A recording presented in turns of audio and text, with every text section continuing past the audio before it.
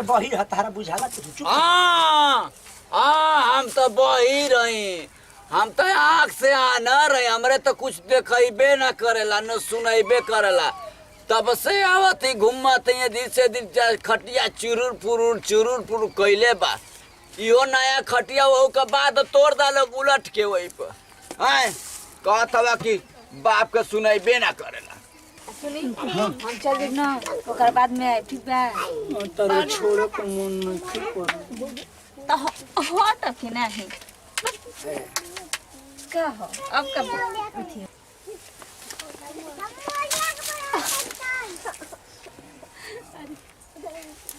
तो कहीं क्या ओ घरे सुना ना सुना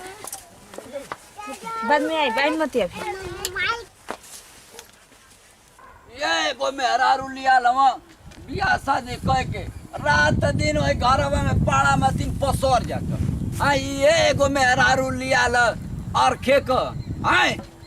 मैं कुल गाय भैंस वाला यही में रह गल गोबर रह गल उठावत ना आए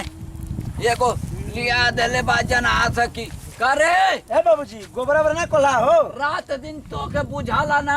का बुझाला हो है गोबर बर कुल मैं कुल ही भैंसियन का चढ़ैले ना गइए पर पहले हवा टूट गई खटिया का बकबकाता हो पुरौती में टूट गई का हो गइल का चचरा टूट गई खटिया तो हार कुछ बताई बा चिलात का बड़ा टूट गई खटिया की बचल है बाधा ओधा कुलो मन का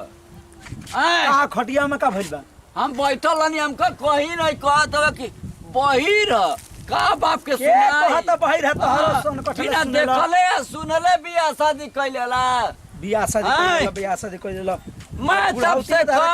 खटिया परर चुरूर जाम कहे किए भैया घरवा में कुकुर उलट गल कि कुकुर भातवा तो खा सका तब वो बांध देने छिला साउंड चलावत ना पता कौन साउंड चलावत है डीजे ना पता कौन अबसा ससिया रोकबा हो ससिया रोकत है हम ससिया रोके वाला बोले तारा बुढ़ौती में कुछ बुझाई लाज ले के बुढ़ौती में बुझाई ला तू कारा गोबर पर है गालिया के बन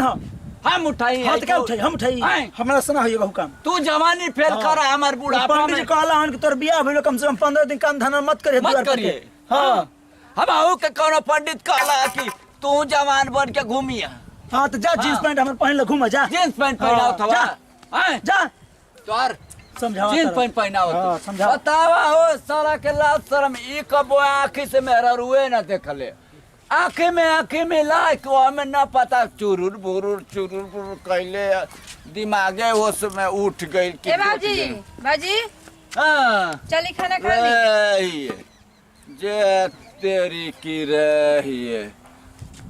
तू लोग खाना पूछे आई के उठाई हमार जन ऊपर चल गई ना बाबा दादा उठाई चली उठी ना उठाई ना हुआ के चली खाना खा ली अब पूरा कहानी बता के कहीं ना उठाई आई चलो तनी आई करके रख ले जा बतावा हो दिमागे आउट कतला कुल चला एक आवत करके खाना खाला बाबूजी अठो हमार कान में सुन कहत कि ये कुल देखल जाला ये कुछ सुनल जाला हैं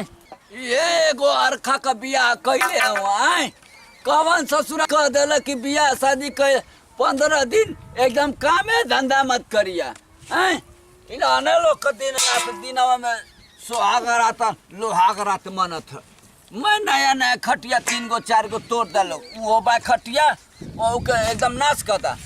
बतावा इनन के सारा सर में ना बा दिमागे ना बा आवा के कहती है बाबूजी खाना खा ओकरे हाथ के मेहंदी जना तो छुटबा ही ना करी जिंदगी में हैं और खूबसूरत रहते और का करे तो कपार पर लगत हगने हक के हैं इसा आज गोबर उठवावत हम कुल कल कहीं अपने हक के ना उठवावे लगे हैं बतावा आए के पड़वा कहत कि बाबूजी का करत हवा पंडित जी कल में कामे ना करे के कौन पंडित हमार दवाई सन 15 दिन कामे ना एक और का शादी भलई है खूबसूरत लिया लवा घर में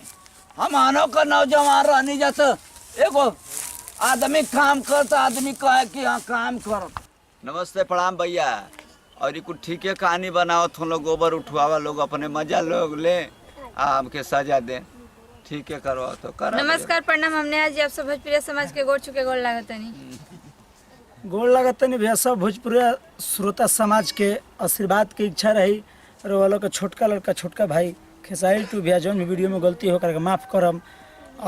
देखते बानी कौन सिस्टम चल बा ओमे जौन भी गलती है एक बार और कहतनी कि माफ़ करम। ज़्यादा कुछ ना कहबे, ये सब दही जब विदाई, फिर अगला वीडियो मिलल जाई। जय हिंद, जय भारत, जय भोजपुरिया समाज।